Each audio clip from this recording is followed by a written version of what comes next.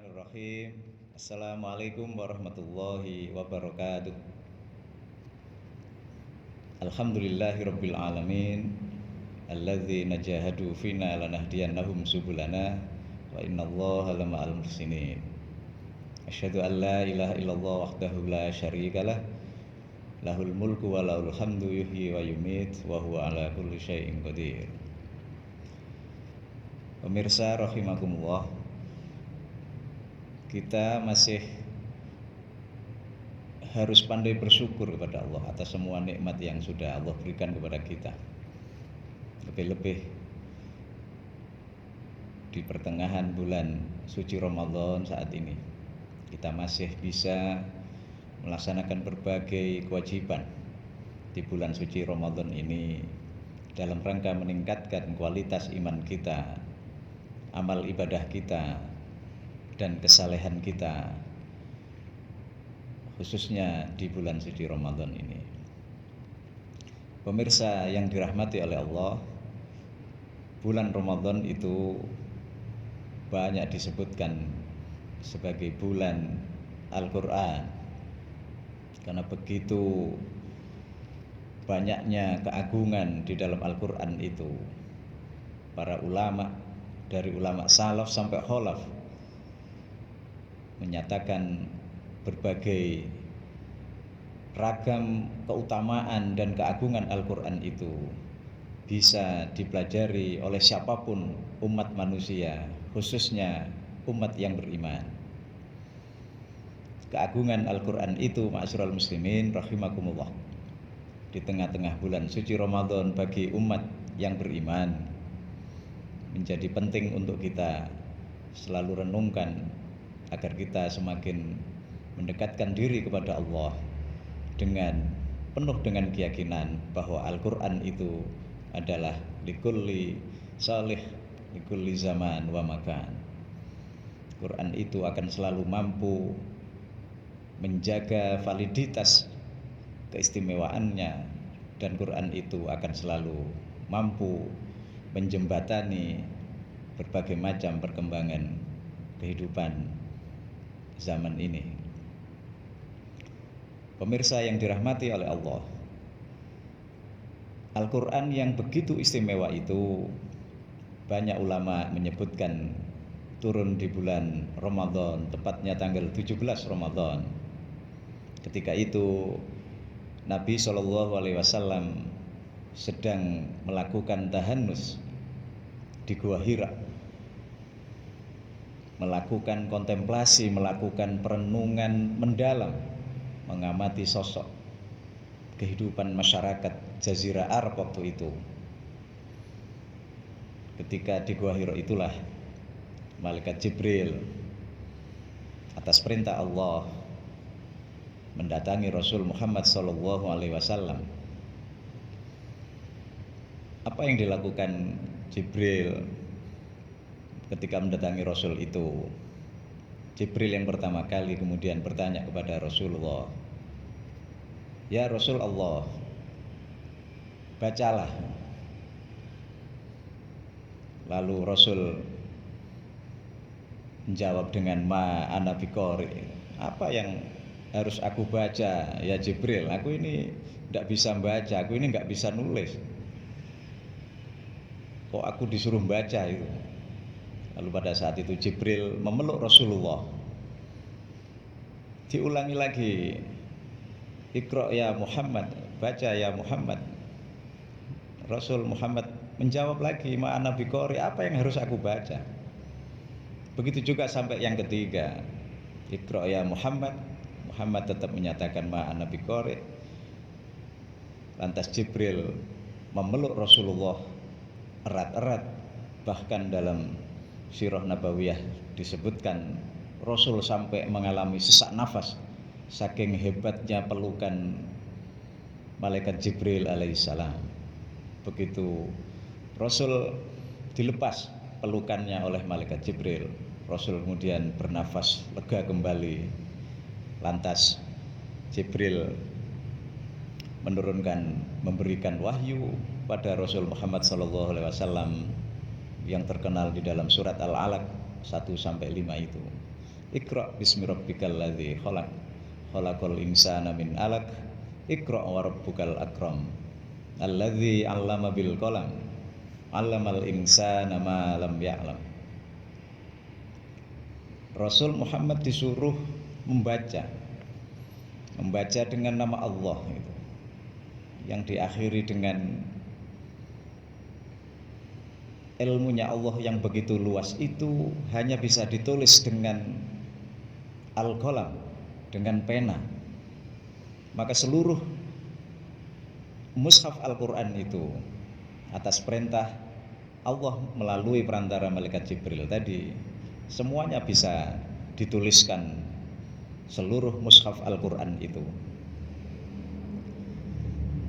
Lalu pemirsa yang dirahmati oleh Allah, Al-Quran itu pandangan yang kedua, ada yang menyebutkan turun secara totalitas di Lauh Mahfuz.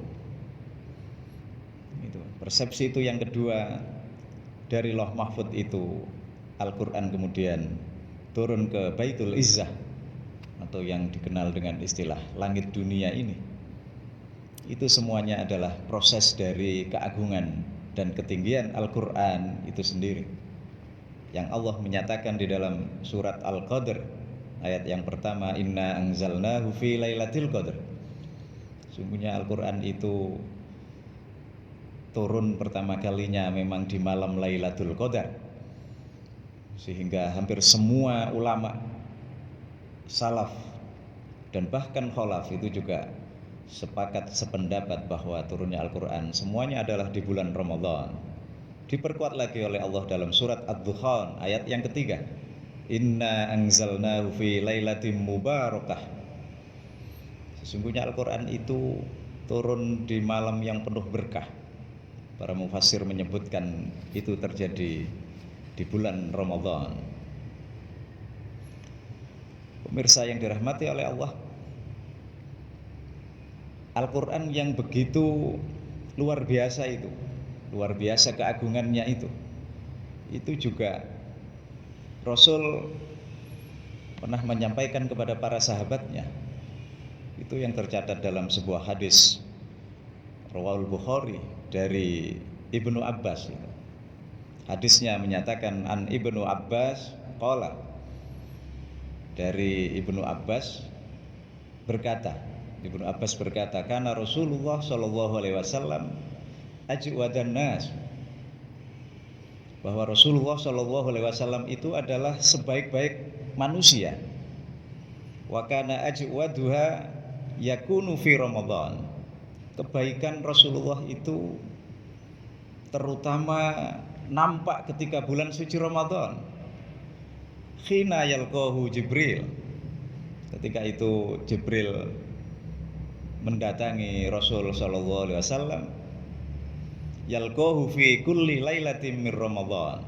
Bahkan Jibril itu setiap bulan Ramadan itu menemui Rasulullah sallallahu alaihi wasallam, fayudarisuhul Quran. Falaro Rasulullah sallallahu alaihi wasallam, Jibril itu menemui Rasulullah setiap malam bulan Ramadan itu dalam rangka melaksanakan tadarus Al-Quran.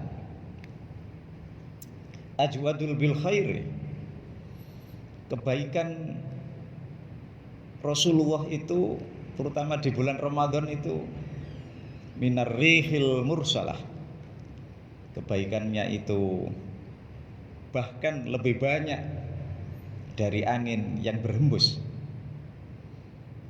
Ma'asyiral muslimin rahimakumullah, Ibnu Abbas ini salah seorang sahabat dekat Rasulullah. Dia tahu langsung apa yang pernah disampaikan oleh Rasulullah, betapa agungnya Al-Quran itu di hadapan Rasulullah.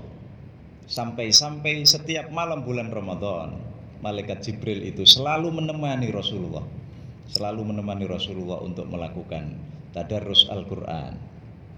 Karena itu ma'asyiral muslimin, pemirsa yang dirahmati oleh Allah, kita seharusnya menjadi sebuah keniscayaan di bulan suci Ramadan kita sempatkan waktu demi waktu yang kita sisihkan dalam setiap hari kita melaksanakan ibadah bulan suci Ramadan, kita melakukan tadarus Al-Quran sesuai dengan kapasitas kemampuan kita masing-masing. Pemirsa yang dirahmati oleh Allah, karena memang Al-Quran itu tidak bisa dipisahkan dari bulan Ramadan. Imam Malik, seorang ulama besar yang biasa melakukan kajian, membaca hadis, melakukan kajian-kajian dengan para santrinya, dengan para pengikutnya, yang biasa melakukan kajian-kajian hadis di luar bulan Ramadan. Tetapi kalau sudah masuk bulan Ramadan, Imam Malik beralih, kemudian melakukan kajian, mendalami dan memahami Al-Quran. Imam Qatadah juga demikian, pemirsa yang dirahmati oleh Allah. Imam Qatadah yang biasa beliau memberikan penjelasan dalam berbagai macam tafsir Al-Quran. Dalam riwayat kehidupannya, hampir tiap minggu dia telah mengkhatamkan Al-Quran. Di luar Ramadan, tiap minggu dia telah mengkhatamkan Al-Quran. Tetapi di bulan Ramadan, Imam Qatadah mengkhatamkan Al-Quran itu 3 hari sekali. Sehingga dalam hitungan 1 bulan Ramadan, Imam Qatadah itu bisa merampungkan 9 kali khatam, dia menyelesaikan Al-Quran.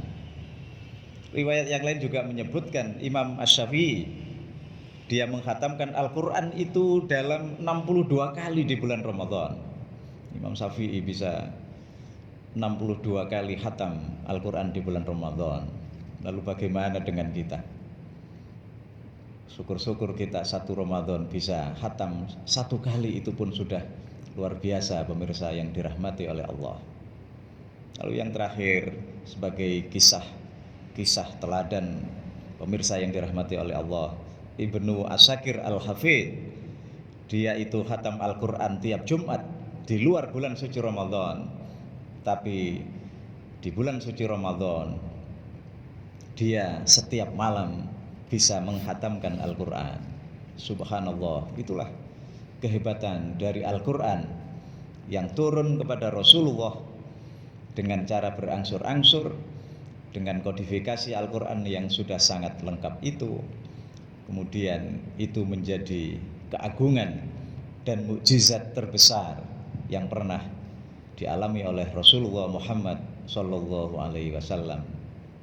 Pemirsa yang dirahmati oleh Allah, keutamaan Al-Quran itu banyak sekali yang bisa kita sampaikan. Salah satunya, paling tidak Rasul pernah menyatakan terkait dengan Al-Quran itu, fadlul kalamillah ala sairil kalam, keutamaan kalam Allah, keutamaan Al-Quran yang telah diwahyukan oleh Allah atas semua keutamaan yang ada di bumi ini. Kafadlillahi ala khalqih, itu melebihi sebanyak keutamaan seluruh makhluk ciptaan Allah.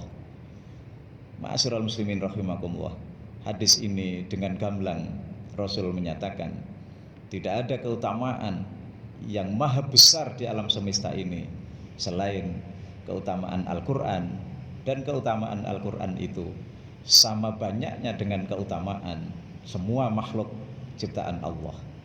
Itulah renungan Ramadan terkait dengan Al-Quran yang bisa kita sampaikan. Mudah-mudahan kita semuanya semakin hari semakin mencintai Al-Quran dengan selalu membaca, mempelajari, memahami dan mengamalkan apa yang ada di dalam isi Al-Quran. Mudah-mudahan Allah selalu meridhoi langkah dan perjuangan kita, khususnya perjuangan di bulan suci Ramadan. Al-afu minkum. Wassalamualaikum warahmatullahi wabarakatuh.